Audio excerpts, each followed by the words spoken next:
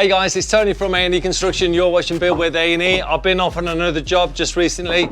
We want to just go through some of the floor joists and some of the flat roof joists that we've been putting on. Here you can see Pete's doing an amazing job here, getting all of these flat roof joists in here. Now, because of this type of block, you've got to make sure you adhere to the manufacturer's specification. What they specify is that they like the joist to sit on a 4mm roofing felt or a 4mm neoprene, okay?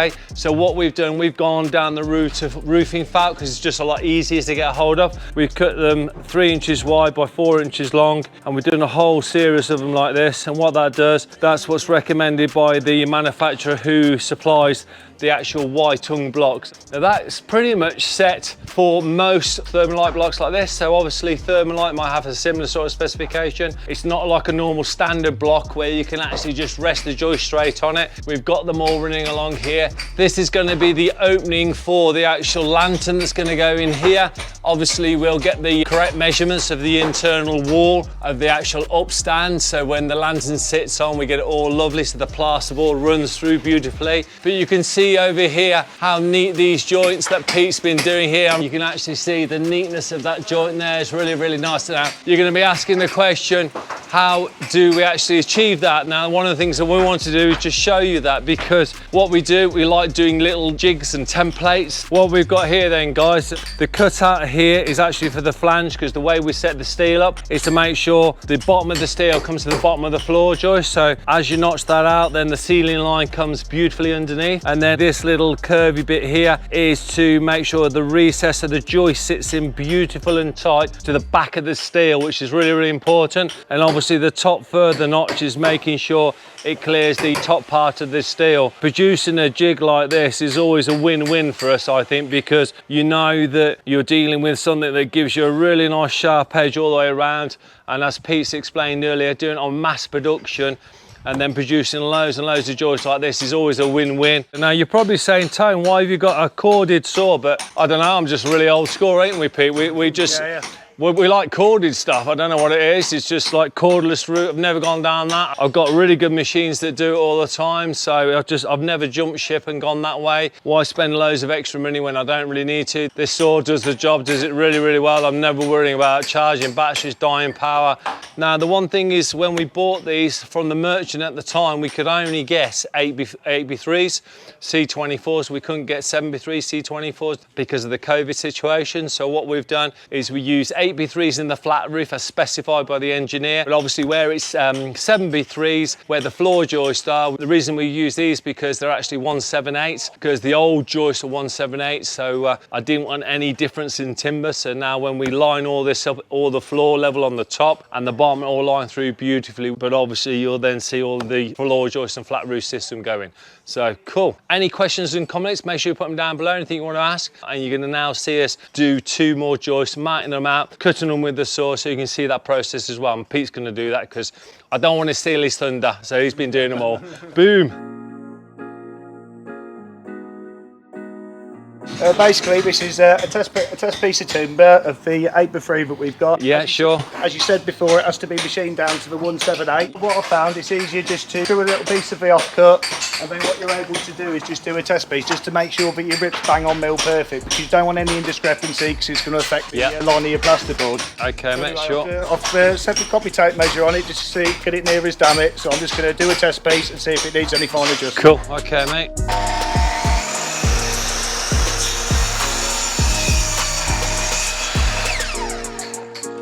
Okay, at the moment it's reading 179, and obviously we're looking for 178, so now I know.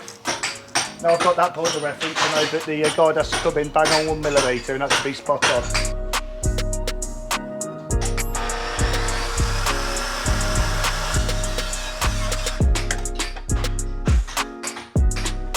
That's beautiful, 178, get in. So basically now you've done that, that's ready to start cutting the relevant joists that you need to do to the size. The last 2, just so we could finish off, because we measured it all out. Yeah. We need 9, we've got 7 ready to go. Yeah, we need, how many do we need, mate? 9 total. 9 total, so let's grab those joists.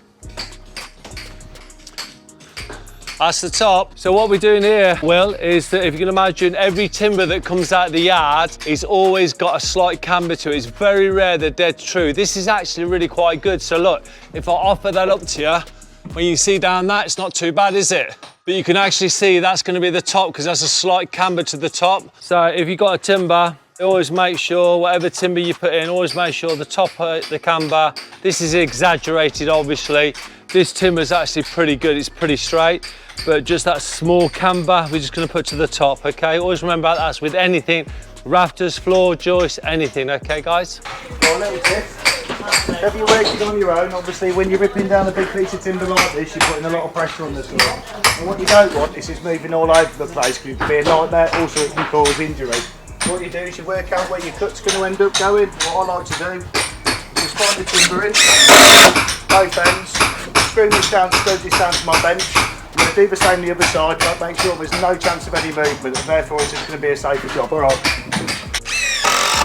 When we set our benches up, we always put a lower plank system in just so we can slot all tools underneath, makes it easier.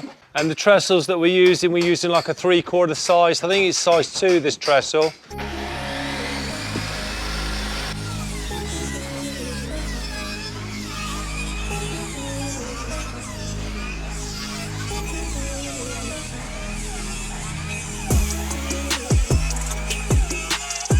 Beautiful, look at that, straight through.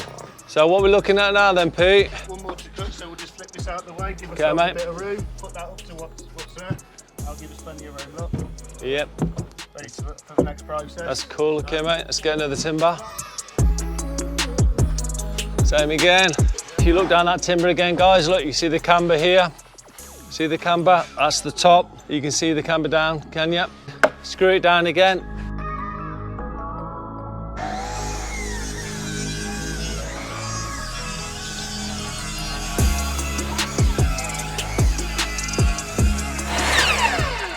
Beautiful, look at that. So next process on this. Get the template, offer it up, we're going to mark around it, and then that's going to give us a location mark Cool. where we need to set our saw to.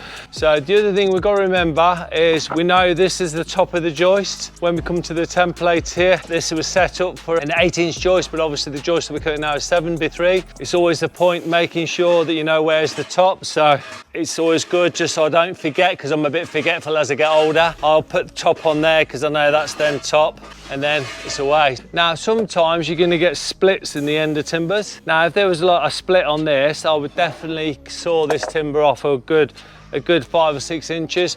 But these timbers that we got from Metcalfe Timbers have been really good. I won't bother trimming this end off. I'm quite happy it's nice and square, so it's pointless doing the additional work. So I'll let Pete now mark that out.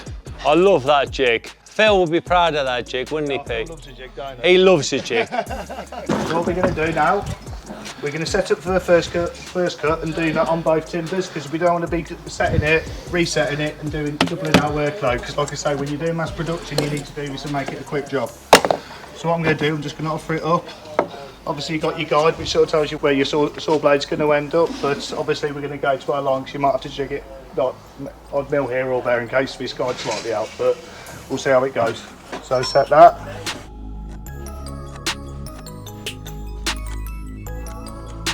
I love that there, buddy.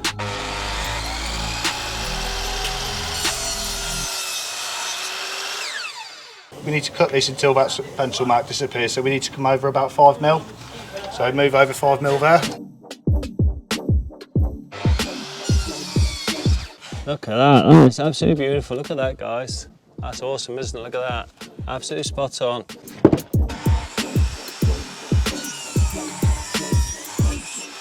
So, next one. See, like when you're normally doing big joists like this, you always normally work as a team. Flip her over. Sharpen that for me, mate. I will do it, mate. Hold on, hold on. And what'd you say, Will? Look, there's the sharpener. There it is. That's the company sharpener. I seem to have about 40 of them. You haven't got a clue where they are? No. There you go, mate. There you Nice go. one, thank you. So as you can see, this is the bottom, that's the top. Pete's just marking it, I'll hold it.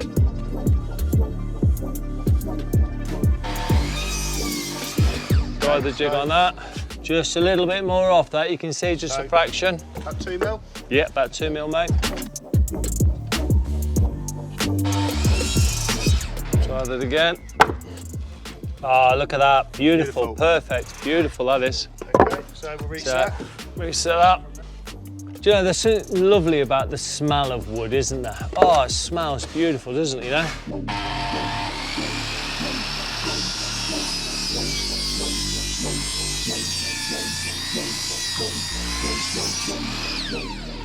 Okay, cool. You want to do the other one first, Pete? There you go, buddy. Going to mark the back edge because we already know where the saw's going to end up, so I'll just give us a rough guide where the blade needs to end up. So.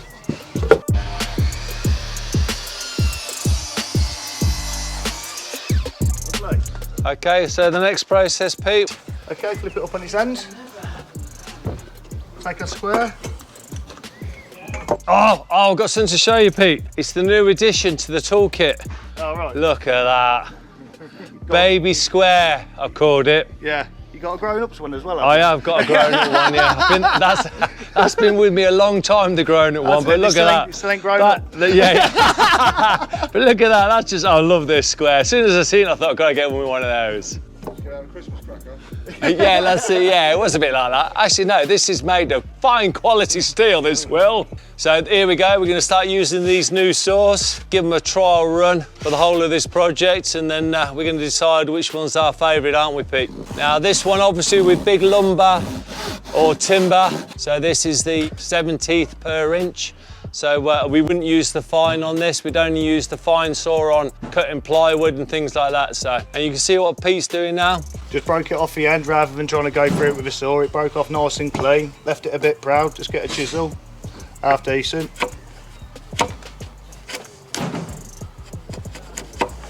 Love that, that's nice, beautiful. And same thing the other side. Because we haven't been able to go quite all the way through, I'm going to finish this off with a saw, then just go over it with a chisel just to be on the safe side.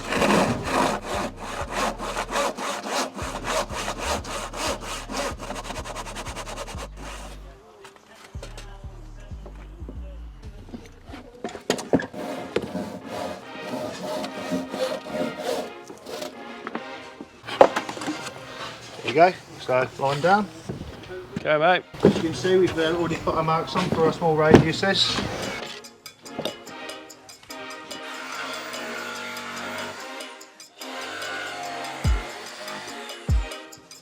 Cool. This is a nice little trick, this, Pete. So, just to make sure your radius is bob on, just go across the bit, just about getting it to fit right. That's brilliant, that is. Okay, so turn it all the way over again. Now if you look down that profile and that edge, you should see it should be ready to go. Beautiful. Yeah. Cracking job of that, Pete. Let's get this one loaded on up top and we're ready to go. Pete's now sawing the shoulder line using this new coarse 70th per inch. How's it feel, Pete? It feels good a lot. To be fair, I've always used Irwin's. I mean, the one that we were using before, I mean, it's a bit battered now, but it was one of the Irwin Universals. Yeah. The thing I like about these is, well, the reason why I prefer these to the Bahco, I don't know why, but like Tony said, they don't feel right in your hands. Also, if you notice, the Irwin handle is a lot bigger and it gives you a bit more room for your knuckles. Also, I think the main thing is they actually bothered to put a rubber inset in, which allows you to grip a lot better. These are solid plastic, and I don't. Especially if it's raining. That's it, isn't it? And I think with these being solid plastic, they're more inclined to move around in your hand. Right, so before we destroy Bahco, let's. Okay, yeah.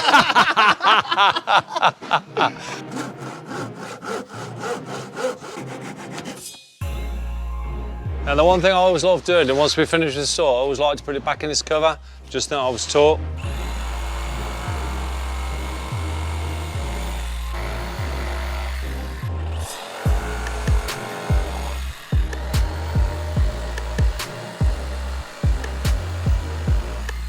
I love this little trick, Pete. It's a really nice idea. Gets it nice and snug then. And what does it take? A couple of seconds, doesn't it, mate?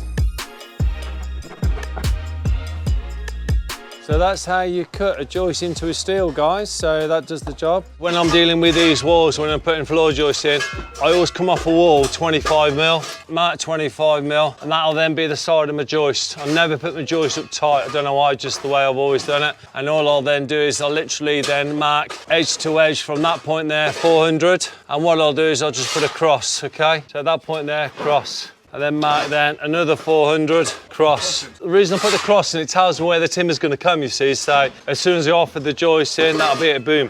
And the one thing now you're gonna like this is why I bought this little small square. I love this square. Look at that.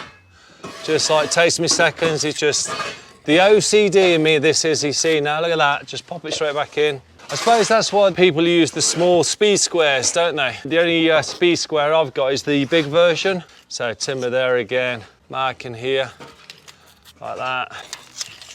The one thing I never do whenever I'm doing anything, I don't like to rush, because when you rush, you make mistakes. For the seconds, I mean seconds it does take you. You just put them on, just nice, looks nice. I'm in my happy zone when I'm doing timber work, you see. There we go, boom. And then obviously what I'll do is that small gap, that's where the other timber will come here. So just square that off now, boom.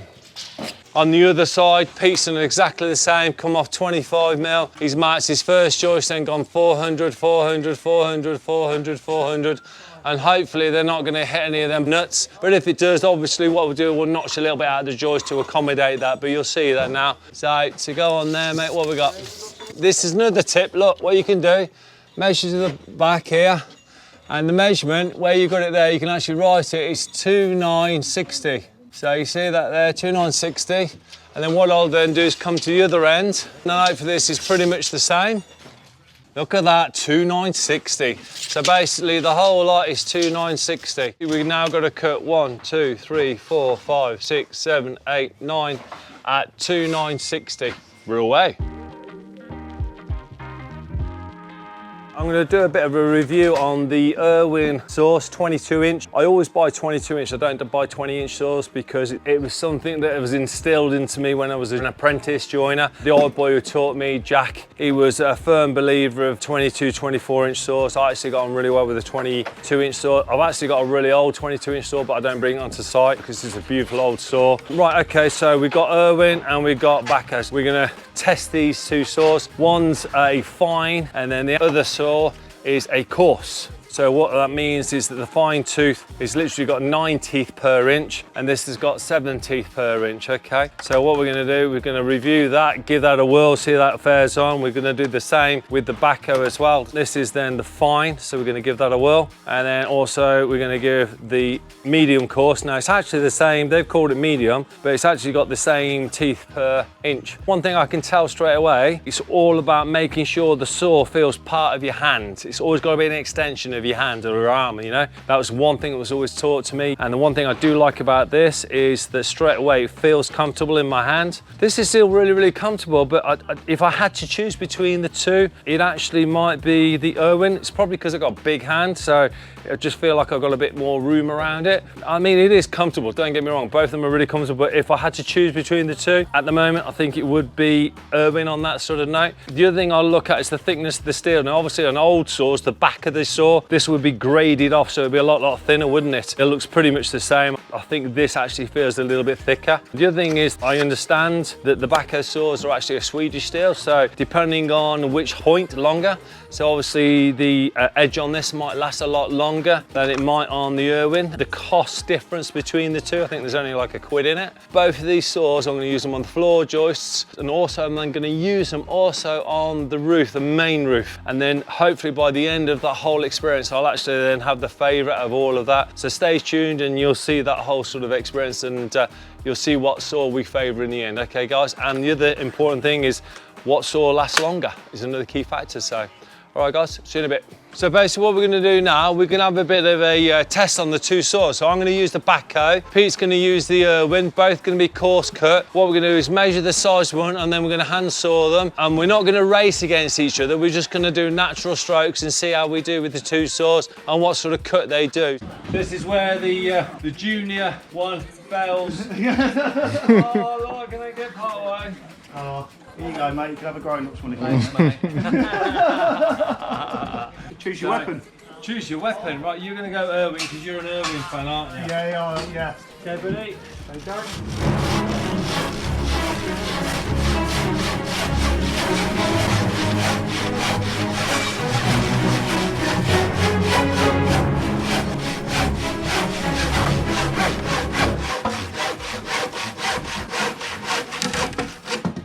Pete was going faster, took a little bit longer. You were going slower, and you done it faster. What I'm going to do now, I'm going to use that saw, and then I'm going to let Pete use this one. The one thing I was taught when using a saw, use the whole of the blade.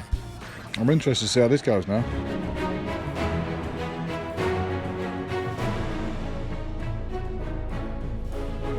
Same again.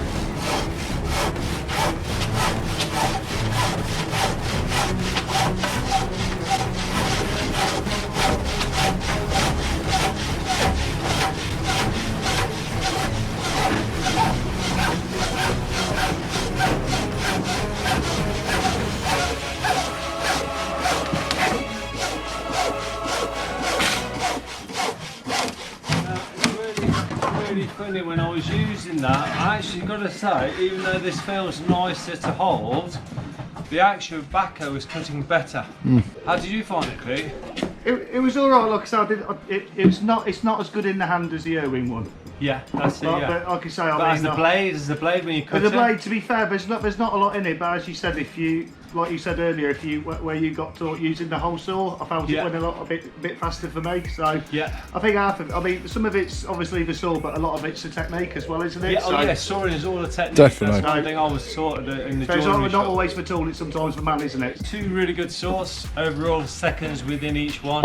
For me at the moment, I do think that the blade of the Bahco was actually slightly better than the Irwin, but definitely the handle's a lot better on the Irwin. So the last thing we're going to do, Pete, 4mm recess into this to take, obviously because we're putting the felt down, it's going to jack the timber up by 4mm. So what we need to do is reduce that so it gets nice and level all the way through. Lovely, and that's on the bottom of the joist, is it? Bottom of the joist to obviously because that's where the sitting onto the block. Cool, excellent. Okay, mate. What Pete's now doing is literally marking the 100mm block that we've got, so he's going to go 105mm. Just so we've got a little bit of clearance. Same again here, mark it on like that, boom. And then I think what Pete's going to do, he's going to set the saw at 4mm and he's then going to clear the stock. Right, here we go. So Pete's setting this up now. Already been set. Already been set, beautiful. Put the earphones on. That's it. Just hold that steady for us, could you, Tom? Yeah, of course we'll, buddy.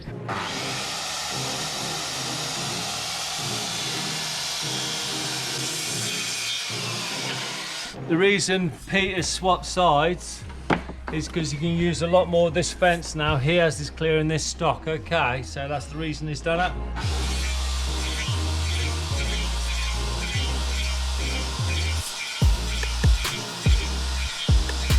Just going to do one more cut.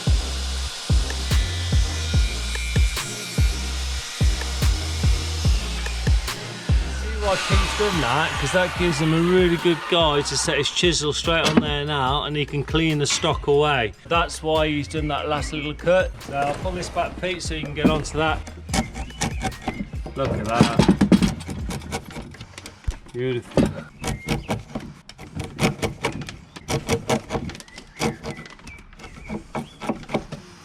Top job. I'll get a bit of felt, shall I, Pete? Yeah, that'd be great. Oh, look at that. That is just beautiful. Look at that. So, as you can see again, Pete's doing it that side first. The reason he's doing it this side first, because you can see the line. You can see the line. You can see the line that he's in. Flip round.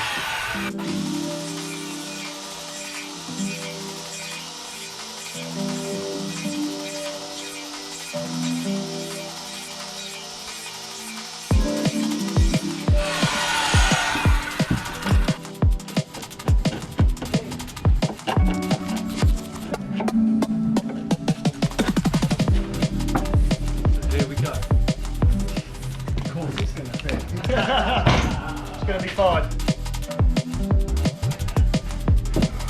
Look at that. Oh, it's like a glove, isn't it, really? Now, all I'm going to do is put my felt underneath it like this. Line it all up. What's it like there, Pete? Beautiful.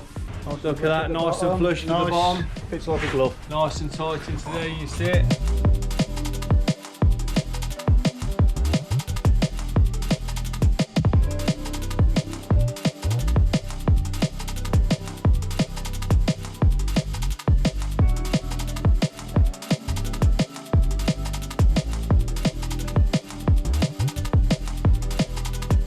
Right, as you can see, we've got all these joists in at the 400 centres, cut into the webbing in the process that we showed you early on in the video. Everything's running through bang on level. We've got the timbers nice and flush with the bottom of the steel, so the plasterboard will run through seamlessly. We've got these last couple bunched up, but that's just because we're waiting for this block to be put in, because obviously we need these steel to be taken out before we could proceed. So anyway, it's Friday, we're having a good clean up, ready for Monday, fresh start. Happy Friday, everyone. So guys, I hope you enjoyed the video. If you did, like, comment and subscribe. My name's Tony, you're watching Build with A&E, and have an awesome week. Take care.